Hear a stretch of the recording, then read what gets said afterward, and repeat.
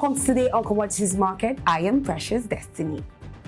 The Lagos State Governor, Babajide Sanwo-Olu, in Lagos joined key capital market stakeholders to officially launch the Lagos Commodities and Futures Exchange. Sanwo-Olu, who was a special guest of honor, noted that the state government is committed to improving the living environment for businesses and for the investments to thrive in Lagos and the country at large. He mentioned that the state is poised at attracting cutting-edge ideas and innovations, stressing that these innovations are targeted at improving the inflow of financial transactions, which is expected to enable businesses to flourish and institutions to grow. According to him, the unveiling of Lagos Commodities and Futures Exchange dedicated electronic trading of agriculture products, solid minerals, oil and gas is in partnership with other commodities exchanges around the world, as he also unveiled the Eco Gold Sport. Also, an interview with the MD of Lagos Commodities and Futures Exchange, Akin Akeredolu Ale, showed the journey of bringing these to a reality, the challenges, and how accessible this platform is for traders without exempting the benefits accruable to these. Stay with us as we bring you this interview. Don't go away.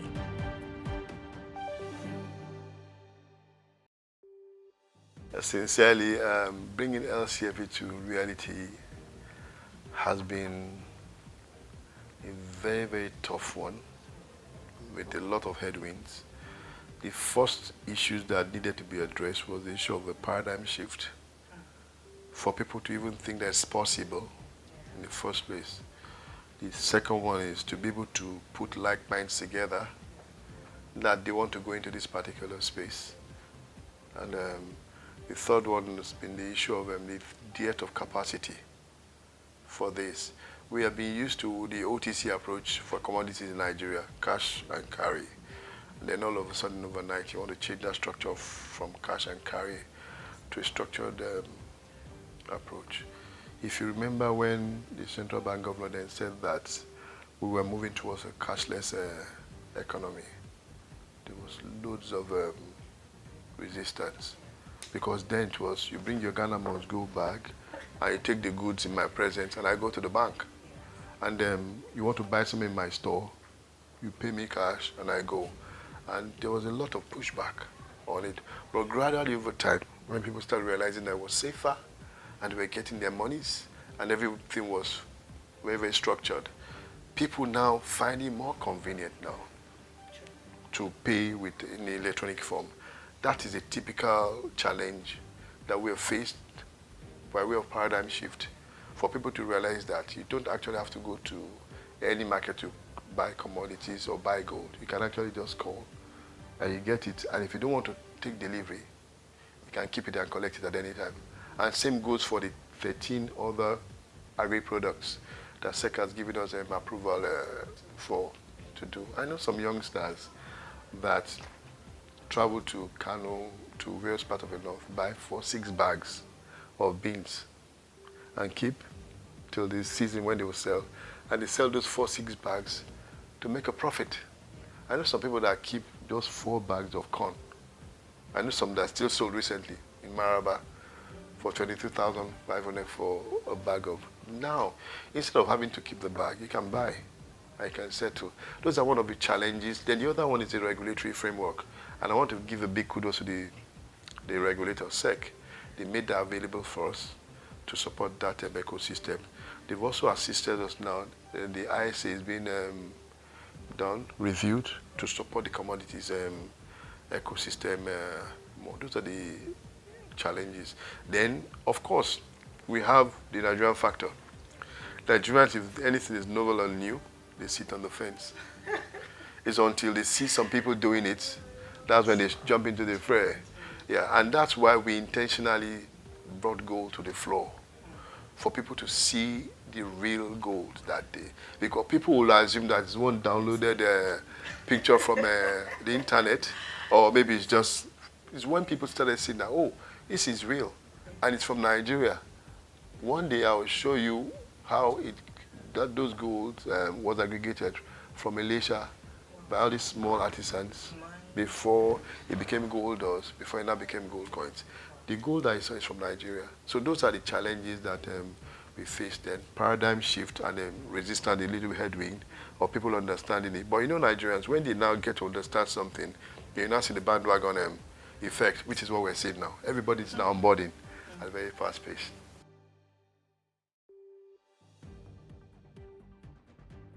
You see, the biggest challenge is the business model that we wanted to run. And the perception of what the commodities exchanges should be doing.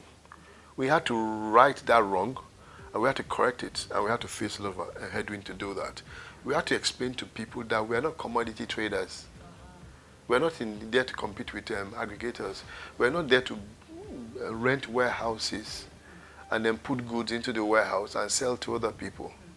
We are next year, we're creating a platform whereby instruments that the underlying is all these commodities can be traded on the exchange, and can get your money, transaction +3, and can get your goods also at the same time in a secure way to the particular quality that's referred to in the specification, and get it done. So it's a different ball game entirely from, and then we now start buying and selling on our own. Then we become competitors with the aggregators in the exchange. We needed to explain that to people, and gradually people now realized that that is what the commodities exchange should be doing. It was a lot of heavy lifting because we had to onboard about almost like 15 to 18 different participants in the ecosystem.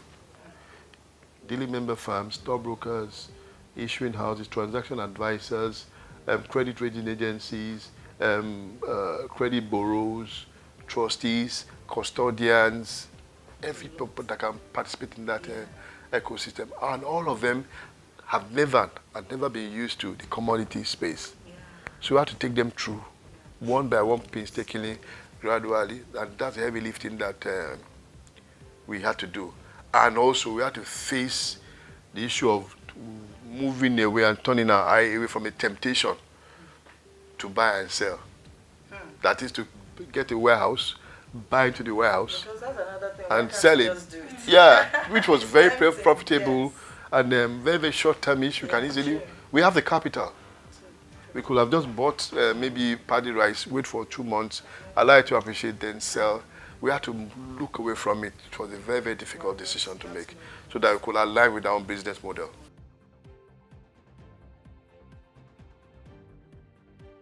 You see, the platform is very, very accessible to qualified institutions that have been accredited by the Securities and Exchange Commission.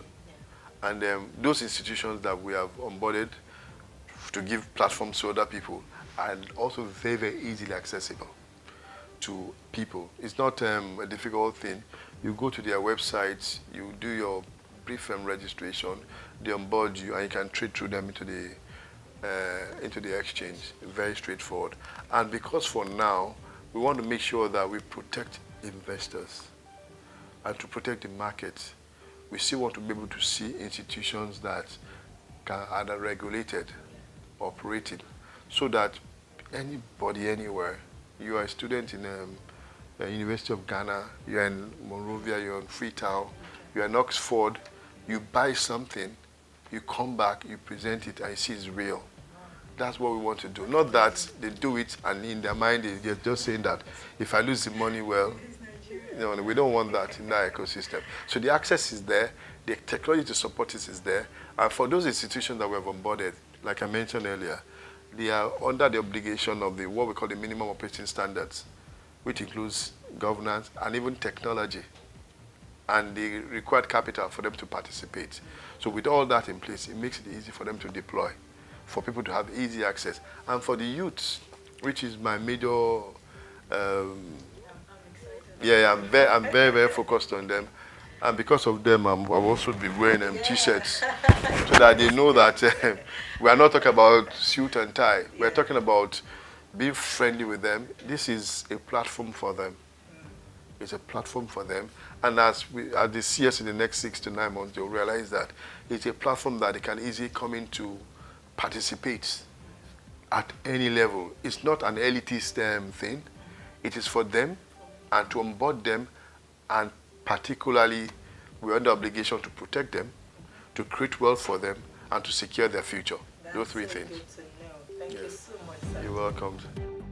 Welcome back. Moving on, the exchange rate between the Naira and the US dollar closed at 430 Naira to a dollar at the investors and exporters window where Forex is traded officially. Naira depreciated by 0.09% to close trading at 430 Naira per dollar from 429.62 Naira per dollar recorded in the previous trading session. However, Forex supply inclined significantly by 190% to $134.3 million from $46.31 million that exchanged hands. On the other hand, Naira recorded a marginal appreciation, trading at a minimum of 676.38 Naira per dollar compared to 678.98 Naira per dollar recorded in the previous trading session. In other stories, the commodity prices pattern for this week includes yellow maize 250,000 naira to 255,000 naira, white maize 205,000 naira to 210,000 naira, soya bean 404,000 naira to 409,000 naira, rice paddy 200,000 naira to 205,000 naira, red sorghum 275,000 naira to 280,000 naira, white sorghum 275,000 naira to 280,000 naira, clean sesame seed 805,000 naira to 810,000 naira. All prices are reliant on the region. The market prices of farm commodities in Southwest region includes 1 crate of tomatoes, 19,000 naira, bag of Scotch bonnet, 30,000 naira, bag of bell pepper, 16,000 naira, bag of cayenne pepper, 15,000 naira, bag of onions, 40,000 naira, 50 kg of honey beans, 40,000 naira, carton of tilapia fish, 17,000 naira, bag of Irish potatoes, 50,000 naira, dozen of watermelon, 20,000 naira, 12 pieces of pineapple, 9,000 naira. And 1 ounce of gold price is $1,773 US. And that's all we can take on today's episode of Today on Commodities Market. I am Precious Destiny. But don't forget to follow us up on all our social media platforms and subscribe to our YouTube channel at Agribusiness Weekend. For more information, call the numbers displayed on the screen. It's all about commodities. Thanks for watching and bye for now.